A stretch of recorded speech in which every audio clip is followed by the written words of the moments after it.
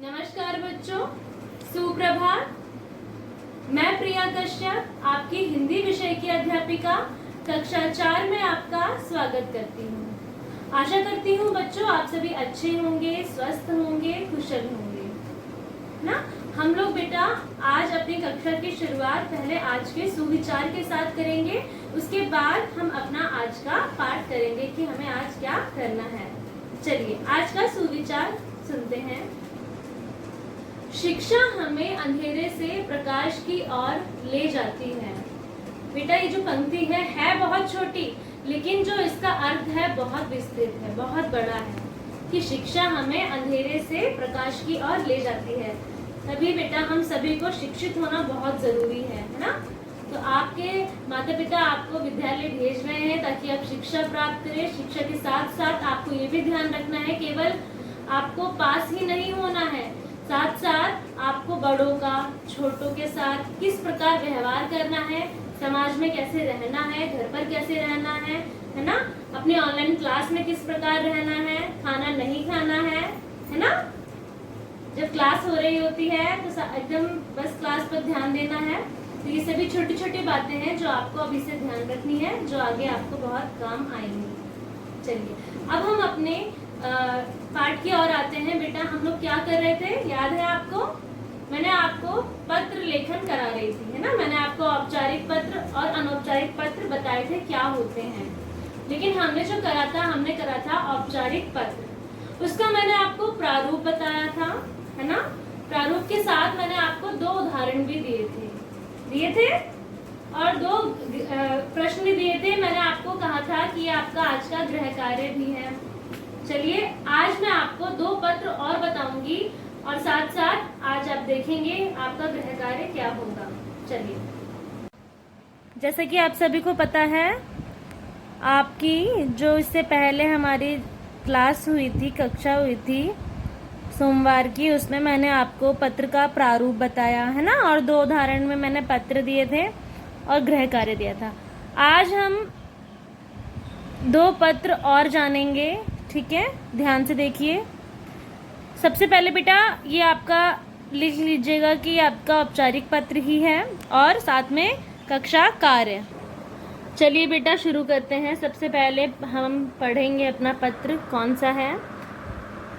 अपने भाई की शादी में जाने के लिए विद्यालय के प्रधानाचार्य जी को 4 दिन की छुट्टी भी हो सकता है या अवकाश भी हो सकता है, दोनों में से यदि कोई भी आ जाएगा तो आप लिख देंगे देने के लिए प्रार्थना पत्र, ठीक है। तो आपको क्या है इस पत्र में क्या समझ आ रहा है, हमारा विषय क्या हो जाएगा बेटा इसमें कि आपको आपके भाई की शादी में जाने के लिए, ठीक है, आपको विद्यालय से अपने प्रधानाचार्य जी को पत्र लिखना है। आपको 4 दिन की छुट्टी चाहिए। तो अब अपना पत्र शुरू करेंगे। सबसे पहला स्टेप हमारा क्या था बेटा, ध्यान से देखेंगे। सबसे पहले था सेवा में, याद आ रहा है सबको?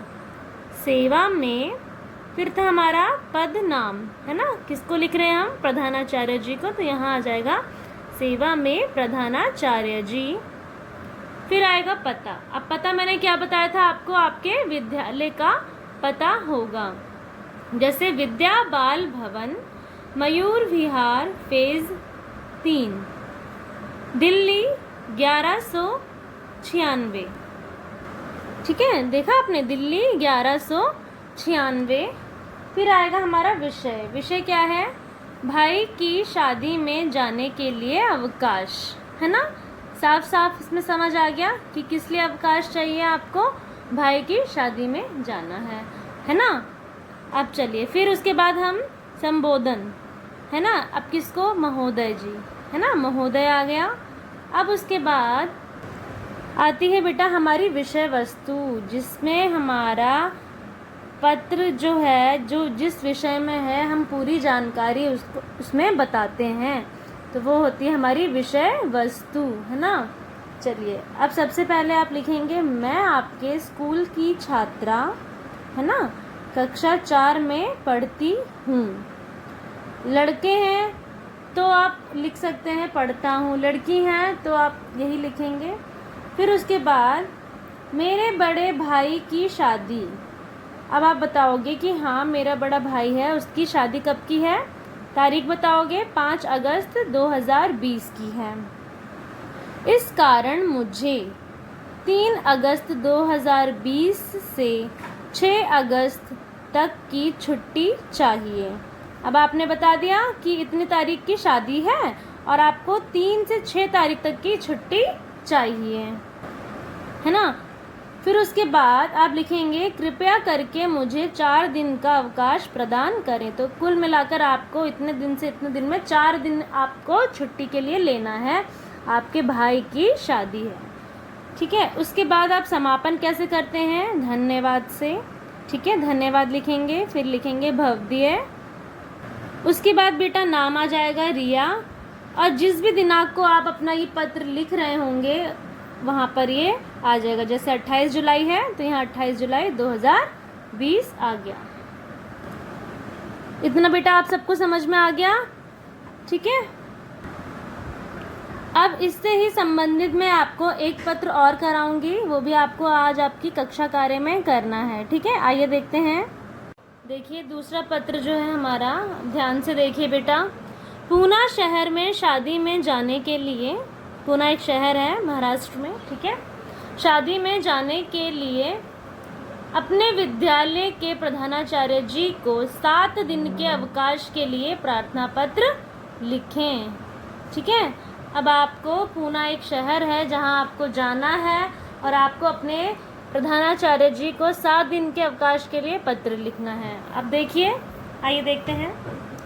सबसे पहले पता है आपको सेवा में, फिर प्रधानाचार्य जी, फिर आएगा विद्यालय का नाम, विद्या बाल भवन मयूर विहार फेज 3। उसके बाद है बेटा पूरा आपने पता लिख दिया। उसके बाद आएगा आपका विषय। विषय क्या है, पूना शहर में शादी में जाने के लिए 7 दिन का अवकाश, है ना। कुल कितने दिन है, 7 दिन का अवकाश चाहिए आपको। अब उसके बाद है संबोधन। संबोधन में मैंने क्या बताया था आपको, याद है आपको, महोदय, है ना, महोदय। फिर उसके बाद हमारी विषय वस्तु आ गई। फिर उसमें आप पूरा अपना विस्तृत रूप से बता देंगे कि कैसे कैसे क्या क्या है, कब जाना है ना, सब कुछ। जैसे मैं आपके स्कूल का छात्र जो कक्षा 4 में पढ़ता हूँ, मुझे पूना शहर में अपने परिवार के साथ शादी में जाना है और कोई सदस्य घर पर नहीं होगा। मतलब पूरा परिवार ही जा रहा है तो घर पे तो कोई होगा नहीं, मेरा भी जाना ज़रूरी है ना। अब आप लोग जाएंगे तो भाई पूरा परिवार जाएगा, परिवार वाले अकेले नहीं छोड़ के जाने देंगे, आपको यहाँ पर रहने नहीं देंगे। तो इसलिए आपको ये पत्र अपने स्कूल में लिखना है, विद्यालय में लिखना है, प्रधानाचार्य जी को बताना है। फिर कृपया आप मुझे 7 दिन का अवकाश प्रदान करने की कृपा करें, है ना। फिर उसके बाद समापन में क्या आ जाएगा बेटा, धन्यवाद। और आखिरी में आपको पता है क्या आता है, भवदीय कक्षा 4 नाम राजा 28 जुलाई 2020 और आखिरी में दिनांक आ जाएगी, ठीक है बेटा। ये दोनों पत्र आपको अच्छे से समझ आ गए। हमने कल भी 2 पत्र किए थे और 2 मैंने आपको गृह कार्य दिया था, और आज मैंने ये दोनों पत्र आपको कराए हैं। और आज आपको मैं जो गृह कार्य दे रही हूँ उसको ध्यान से आप देखेंगे और अपनी हिंदी व्याकरण की कॉपी में अच्छे से करिएगा। चलिए देखते हैं। तो बच्चों, जैसा कि आप सभी ने देखा, आज के 2 पत्र हमारे जो मैंने उदाहरण के माध्यम से आपको बताए हैं, है ना। सभी को समझ आए वो पत्र। अब बेटा हम अपना गृह कार्य देखेंगे। आज का जो आपका गृह कार्य है, इधर देखिए, अपने भाई या फिर बहन, दोनों में से आप कोई भी ले सकते हैं, भाई या फिर बहन की शादी में जाने के लिए विद्यालय के प्रधानाचार्य जी को 1 सप्ताह का प्रार्थना पत्र, है ना। अब आपको अपने विद्यालय के प्रधानाचार्य जी को आपको बताना है कि हाँ, मेरे भाई या फिर बहन दोनों में से किसी एक की शादी पड़ रखी है और उसमें मुझे जाना है ना। तो आप वो बताएंगे इसमें। फिर उसके बाद दूसरा है, और आपको, हाँ बेटा, 1 सप्ताह का आपको लेना है छुट्टी जो है। अब दूसरा देखिए, परिवार के कार्यक्रम के लिए, अब वो कार्यक्रम यानी कि फंक्शन कोई भी हो सकता है, बर्थडे पार्टी हो सकती है या फिर कोई रिटायरमेंट हो सकता है ना, कोई शादी हो सकती है, कोई समारोह, परिवार का कोई कार्यक्रम हो सकता है। उसके लिए आपको क्या करना है बेटा, शहर से बाहर जाने के लिए ना, शहर में नहीं है, शहर से बाहर जाने के लिए प्रधानाचार्य जी को अवकाश हेतु पत्र लिखें, है ना। अब आपको क्या करना है बेटा, आपने ये दोनों पत्र देखे, आपको यह करना है कि आपको अपने प्रधानाचार्य जी को इस पर पत्र लिखकर देना है ना। समझ में आ गया ये दोनों? चलिए, और बेटा कुछ बच्चों को कॉपी में कंफ्यूजन रहती है, मैं उनको बता दूं कि देखो, जो मैंने अभी आपको इससे पहले कक्षा कार्य कराया वो मैंने आपको बता दिया, दोनों पत्र आपके उसमें आ जाएंगे। आप आज की डेट डालिएगा और कक्षा कार्य लिखिएगा, साथ में वो पत्र लिखिएगा।